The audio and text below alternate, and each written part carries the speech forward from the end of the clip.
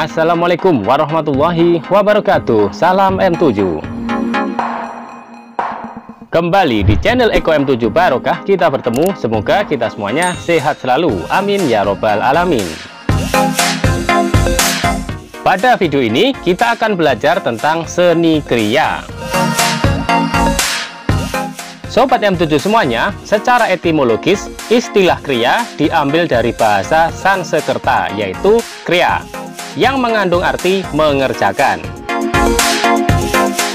Pada perkembangannya, kata dari istilah ini menjadi bertambah, diantaranya adalah karya, kerja, dan kriya.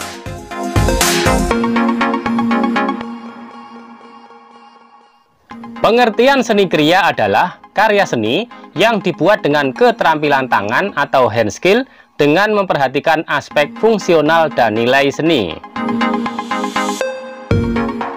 Penciptaan karya seni kriya tidak hanya didasarkan pada aspek fungsionalnya saja, tetapi juga untuk pemenuhan kebutuhan terhadap keindahan, yaitu kebutuhan emosional.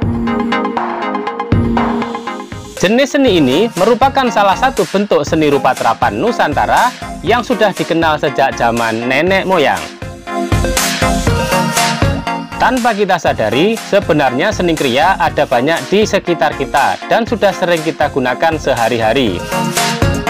Misalnya saja barang perhiasan, kursi kayu, pakaian, dan lain sebagainya.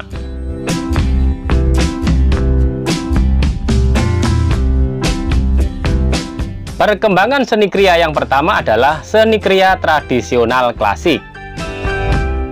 Pada masa kerajaan Hindu-Buddha telah banyak menghasilkan karya seni kerajinan tangan.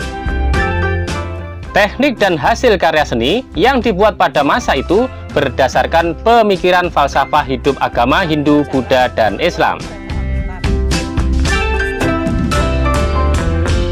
Perkembangan seni kriya yang kedua adalah seni kriya tradisional rakyat. Karya seni kriya tradisional disesuaikan dengan watak, adab, serta lingkungan pada masa itu.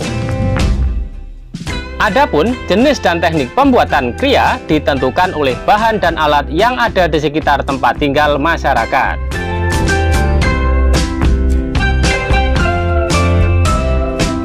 Perkembangan seni kriya yang ketiga adalah seni kriya Indonesia baru.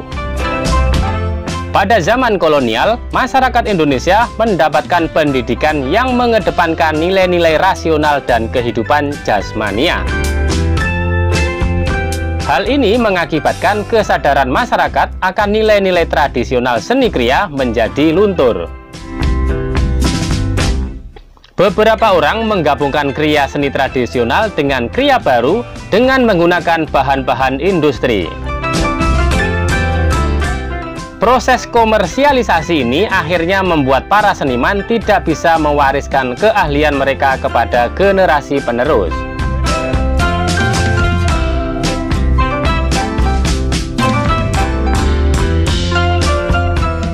Fungsi seni kriya yang pertama adalah sebagai hiasan atau dekorasi. Banyak produk seni kriya yang berfungsi sebagai benda pajangan.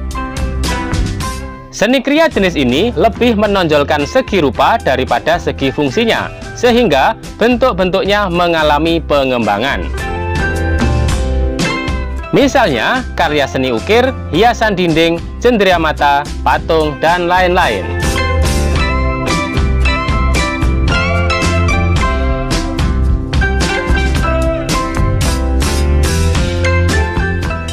Fungsi seni kriya yang kedua adalah sebagai benda terapan atau siap pakai. Seni kriya yang sebenarnya adalah seni kriya yang tetap mengutamakan fungsinya. Seni kriya jenis ini mempunyai fungsi sebagai benda siap pakai, bersifat nyaman namun tidak kehilangan unsur keindahannya, misalnya senjata, keramik, furniture, dan lain-lain.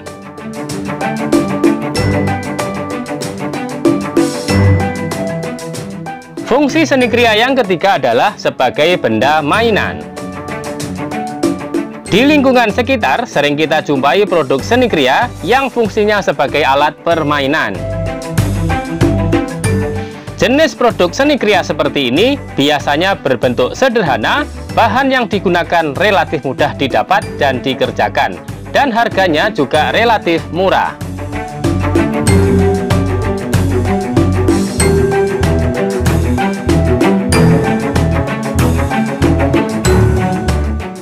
Mengacu pada pengertian seni kriya di atas, berikut ini adalah beberapa jenisnya yang ada di Nusantara.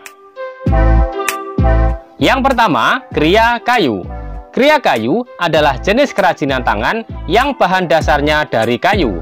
Proses pembuatannya biasanya menggabungkan unsur estetika dan fungsional.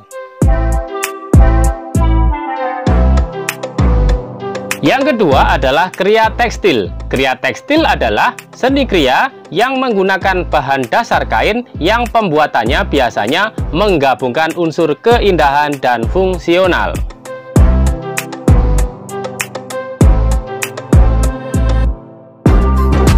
Yang ketiga adalah seni kriya kertas. Kriya kertas adalah jenis kerajinan tangan berbahan dasar kertas yang diproses sehingga menambah nilai estetis dan nilai jual.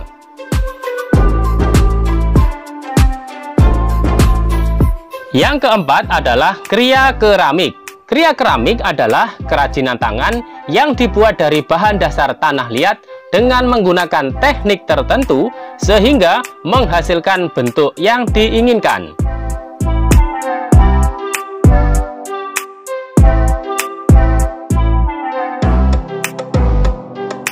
Yang kelima adalah kriya logam. Kriya logam adalah seni kerajinan tangan yang menggunakan bahan dasar logam dan teknik tertentu sehingga menghasilkan bentuk logam yang diinginkan.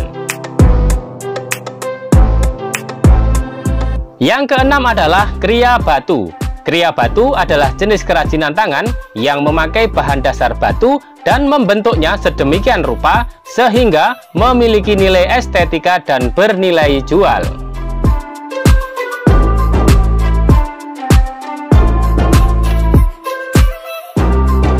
Yang ketujuh, kriya kulit. Kriya kulit adalah jenis kerajinan tangan yang menggunakan kulit sebagai bahan dasarnya. Dalam hal ini, kulit yang dipakai adalah kulit sapi, kerbau, buaya, ular, dan lain-lain.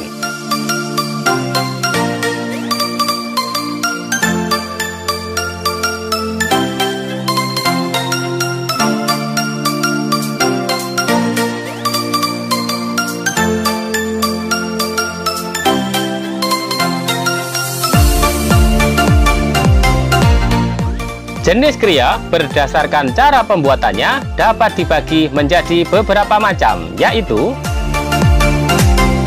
teknik kriya yang pertama adalah kriya pahat atau ukir. Kriya pahat atau ukir adalah jenis kerajinan tangan yang dibuat dengan cara memahat atau mengukir suatu bahan, bisa kayu, logam, atau batu, sehingga menghasilkan bentuk yang diinginkan. Teknik kriya yang kedua adalah kriya batik.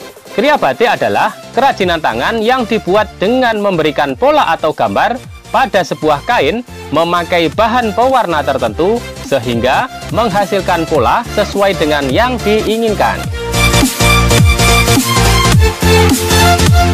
Teknik kriya yang ketiga adalah kriya tenun. Kriya tenun adalah jenis kerajinan tangan yang dibuat dengan cara mengolah jalinan benang beragam warna, sehingga menjadi suatu kain dengan pola tertentu. Ada dua jenis kriya tenun, yaitu tenun songket dan tenun ikat, di mana masing-masing daerah memiliki corak yang unik sesuai dengan tradisi daerah masing-masing. Teknik kriya yang keempat adalah kriya anyaman. Kriya anyaman adalah jenis kerajinan tangan yang dibuat dengan cara mengolah bahan dasar sehingga membentuk sebuah pola tertentu.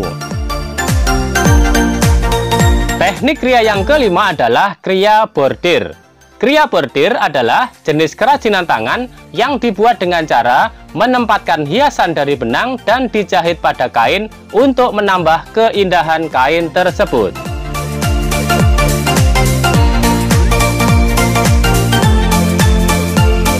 Teknik kriya yang keenam adalah kriya dengan teknik cetak. Dengan perkembangan teknologi yang sudah modern, sekarang teknik pembuatan kria untuk diproduksi secara massal menggunakan teknik cetak. Teknik cetak-mencetak adalah suatu cara memperbanyak gambar melalui alat cetak sebagai acuan atau klise. Teknik cetak bisa memakai teknik tradisional ataupun teknik yang modern. Nah Sobat M7 semuanya, demikian pembahasan seni kria pada video kali ini. Semoga video ini bisa bermanfaat dan barokah. Di lain waktu kita akan bahas seni pembelajaran yang lainnya. Akhir kata, terima kasih atas segala perhatian dan mohon maaf atas segala kekurangan. Wassalamualaikum warahmatullahi wabarakatuh. Salam M7.